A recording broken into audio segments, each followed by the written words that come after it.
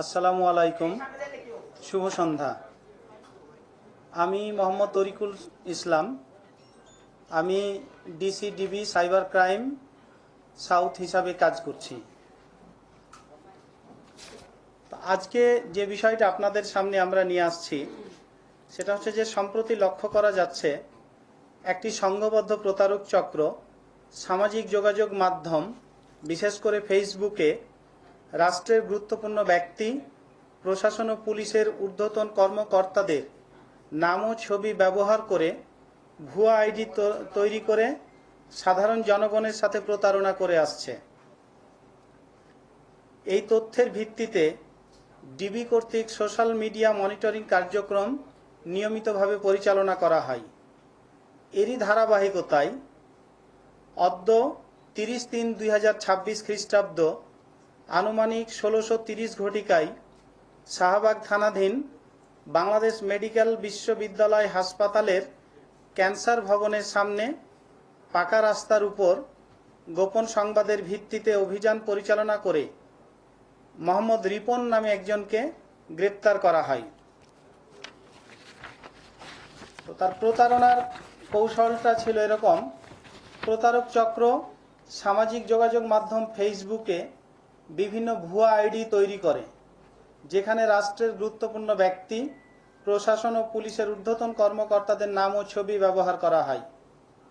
এসব আইডির মাধ্যমে সাধারণ জনগণের নিকট বিভ্রান্তিকর পোস্ট প্রদান করা হয়।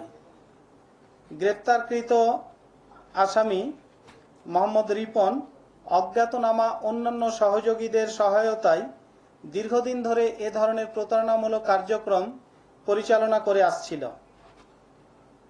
তার নিকট হতে জব্দকৃত স্মার্টফোন বিশ্লেষণে ডাক্তার আয়েশা খাতুন নামীয় একটি ভুয়া ফেসবুক আইডি লগইন অবস্থায় পাওয়া যায়, যার মাধ্যমে রাষ্ট্রের গুরুত্বপূর্ণ ব্যক্তি, প্রশাসন ও পুলিশের ঊর্ধ্বতন ব্যক্তিবর্গের ছবি ব্যবহার করে বিভ্রান্তিকর পোস্ট প্রদান করা হয়েছিল এবং এই আইডি থেকে সে নিয়মিতভাবে বিভিন্ন লোকজনের সাথে ব্যক্তিগত যোগাযোগ তৈরি করে এবং এই যোগাযোগের মাধ্যমে তাদের নিকট হতে টাকা পয়সা দাবি করত।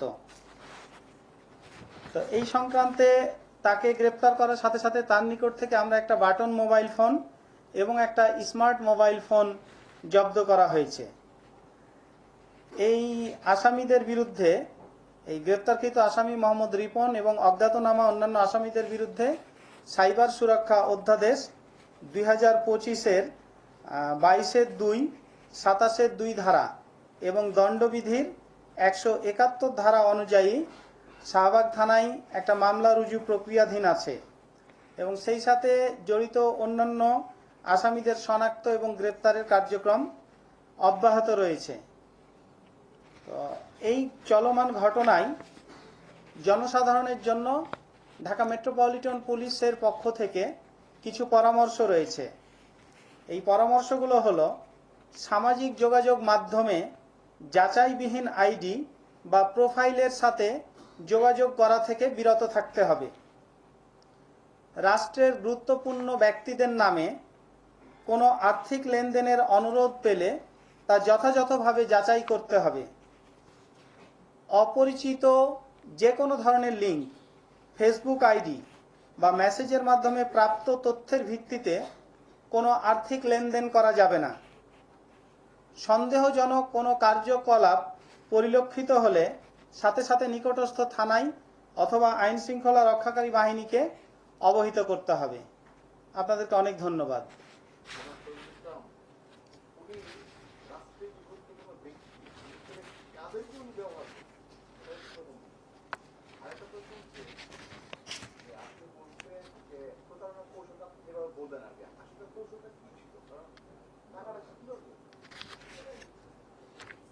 আচ্ছা, আমরা বিষয়টা তদন্তাধীন। আমরা যেহেতু কাজ করতেছি, এখন পর্যন্ত আমরা যেটুকু তথ্য পেয়েছি, তো রাষ্ট্রের গুরুত্বপূর্ণ ব্যক্তি যে যে ফেসগুলা, রাষ্ট্রের যে ফিগারগুলা সাধারণ মানুষ সবাইকে চেনে, উনি রাষ্ট্রপতি, আইজিপি, এরকম বিভিন্ন গুরুত্বপূর্ণ ব্যক্তিবর্গ যাদেরকে সাধারণ মানুষ সবাইকে চিনে, তাদেরকে ব্যবহার করে এআই জেনারেটেড কিছু ছবি তৈরি করে, যে হয়তো রাষ্ট্রপতির নিকট থেকে পুরস্কার নিচ্ছে, বা আইজিপির কাছে দাঁড়ায় আছে, বা অন্য কোনো ব্যক্তিবর্গের কাছে দাঁড়ায় আছে, এরকম ছবিটা সে ফেসবুকে পোস্ট করে, ওখানে সে ক্যাপশন দেয়। তো এটার মাধ্যমে মানুষ যেন বিশ্বাস স্থাপন করে যে এটা সত্যি। আমি যেমন আপনাদেরকে আমার ব্রিফিংয়ে বলেছি যে ডাক্তার আয়েশা খাতুন নামে সে একটা ফেসবুক আইডি, মূলত আমরা যেটা লগ ইন অবস্থায় পেয়েছি, যে ডাক্তার আয়েশা খাতুন একজন প্রথিতযশা ডক্টর। তো উনি একজন রাষ্ট্রের অন্য একজন গুরুত্বপূর্ণ ব্যক্তির কাছ থেকে পুরস্কার নিচ্ছেন এবং তার আইডিতে এটা দেখা যাচ্ছে। তো পরবর্তীতে দেখা যাচ্ছে যে এই ডাক্তার আয়েশা খাতুনের নিকট থেকে বিভিন্ন লোকজনের কাছে, যে হ্যাঁ আমি ডাক্তার আয়েশা খাতুন নামে, তার সাথে বিভিন্নভাবে যোগাযোগ করলে তখন সে লোক হয়তো একটু চেক করে দেখে যে হ্যাঁ এই আইডিতে তো ডাক্তার আয়েশা খাতুনের নিয়মিত পোস্ট আছে, তো তার একটা বিশ্বাস তৈরি হয়, এবং এই বিশ্বাসটাকে পুঁজি করেই সে মূলত প্রতারণার কাজটা চালাই যায়।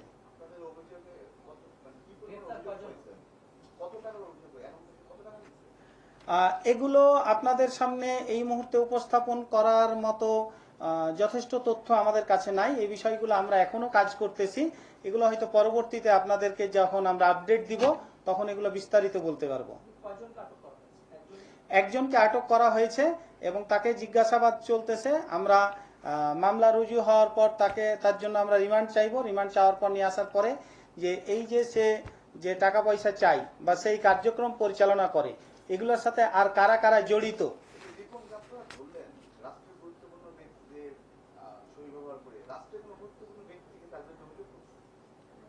না, এটা আমরা অলরেডি উল্লেখ করেছি যে এটা বিভিন্ন জায়গা থেকে যে এই ধরনের প্রতারণা হচ্ছে, এটার ভিত্তিতে আমাদের নিয়মিত যে সাইবার পেট্রোলিং হয়, সাইবার মনিটরিং হয়, এই সাইবার মনিটরিং এর ভিত্তিতে আমাদের চোখে পড়েছে এবং এই আইডিটা আমাদের কাছে সাসপিসিয়াস মনে হয়েছে, যে সন্দেহজনক মনে হয়েছে। তো এই সন্দেহজনক মনে হওয়ার প্রেক্ষিতে আমরা কিছু অনুসন্ধান করি এবং আমরা কিছু গোয়েন্দা তথ্য সংগ্রহ করি যে এটা আসলে কে করতেছে, কিভাবে করতেছে, তার ভিত্তিতেই আমরা তাকে গ্রেফতার করি।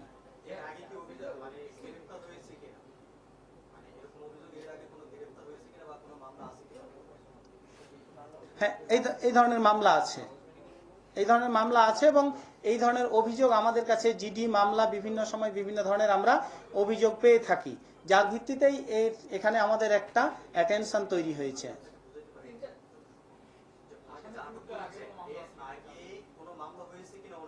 এই ব্যক্তির নামে এখন পর্যন্ত আমরা যতটুকু যাচাই বাছাই করেছি এর আগে কোনো মামলা পাই নাই। তবে এগুলা আমরা কেবলই আজকেই বিকালেই তাকে গ্রেফতার করা হয়েছে, এগুলো এখনো যাচাই বাছাইয়ের মধ্যে রয়েছে আর কি।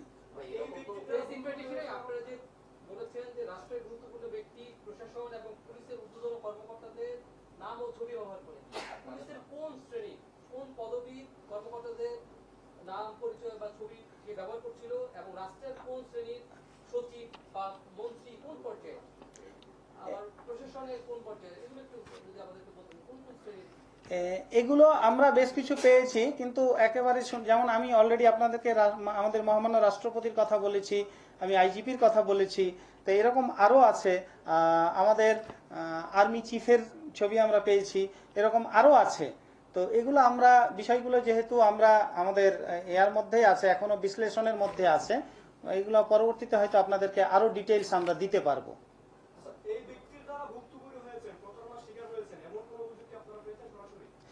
আমি এই বিষয়টা অলরেডি আপনাদের কাছে উল্লেখ করেছি যে এটা আমাদের নিজস্ব সাইবার যে মনিটরিং, আমরা সাইবার মনিটরিং এর আওতায় এই লোককে আমরা গ্রেফতার করেছি। আমরা কোনো ভিকটিমের কাছ থেকে না, তবে সে কার কার সাথে প্রতারণা করেছে সেগুলো আমাদের এখনো যাচাই বাছাই প্রক্রিয়ার মধ্যে আছে। পরবর্তীতে হয়তো আমরা ভিকটিমদেরকে এই মামলার সাথে তাদের কাছ থেকে অভিযোগ নিয়ে এটার সাথে ইনকর্পোরেট করতে পারবো।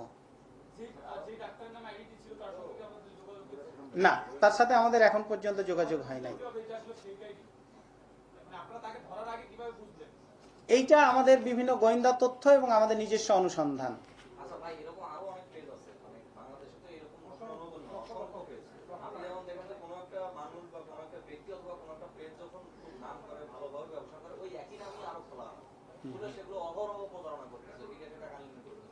সেগুলো নিয়ে আপনাদের কাজগুলো কি? এগুলো নিয়ে আমরা ইতিমধ্যে কাজ করি। আমরা বিভিন্ন ভুক্তভোগীর কাছ থেকে আপনি যেমনটি বললেন এই ধরনের অভিযোগ কিন্তু আমরা পেয়ে থাকি।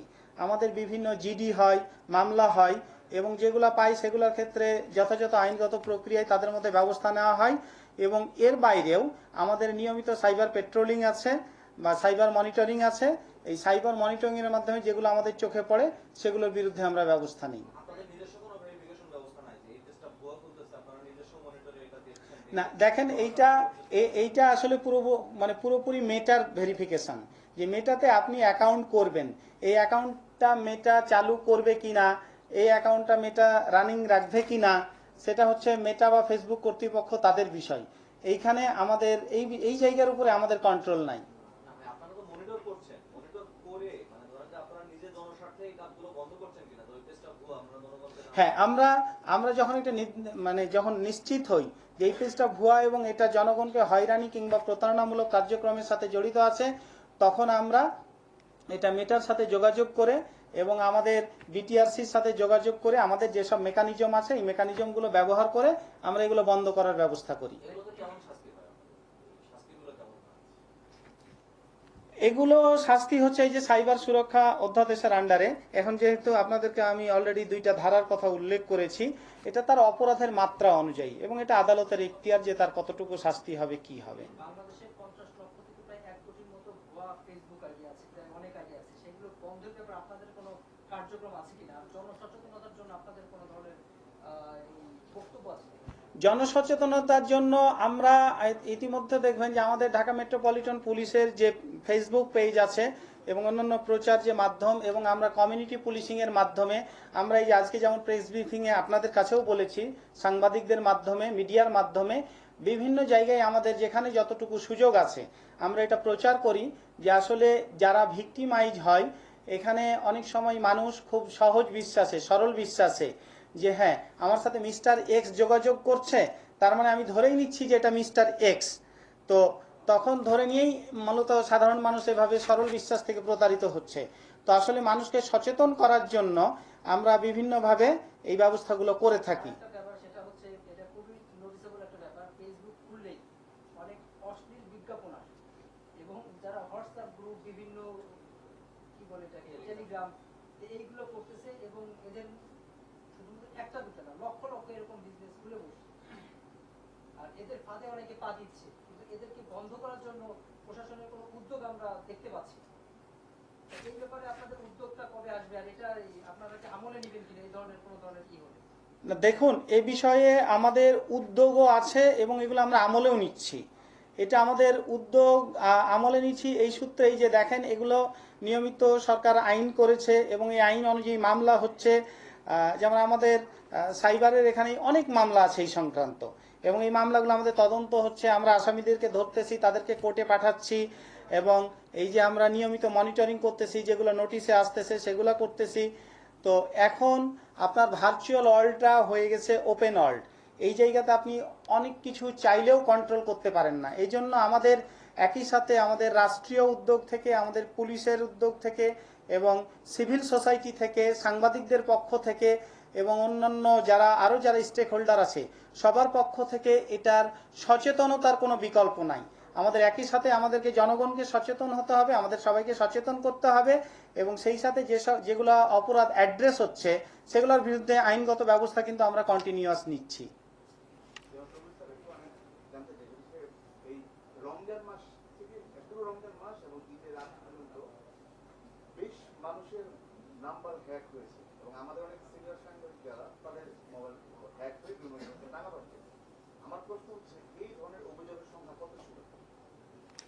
আমি এই মুহূর্তে আপনাকে নির্দিষ্ট করে বলতে পারবো না যে এই মুহূর্তে বাংলাদেশে এই সংক্রান্ত অভিযোগ কত হয়েছে, কিন্তু এই ধরনের অভিযোগ আমরা পেয়েছি এবং সেই ধরনের ব্যবস্থা নিচ্ছি। যদি আপনার একেবারে সুনির্দিষ্ট করে সংখ্যাটা জানতে হয় তাহলে এটা আমাদেরকে সময় দিতে হবে, তাহলে হয়তো আমি আপনাকে ডাটাটা, আমাদের যে নির্দিষ্ট যে কর্তৃপক্ষ আছে এই ডাটা সরবরাহ করার জন্য, সেটা পুলিশ হেডকোয়ার্টার্সের মাধ্যমে এটা হয়তো আপনি নিতে পারবেন আর কি।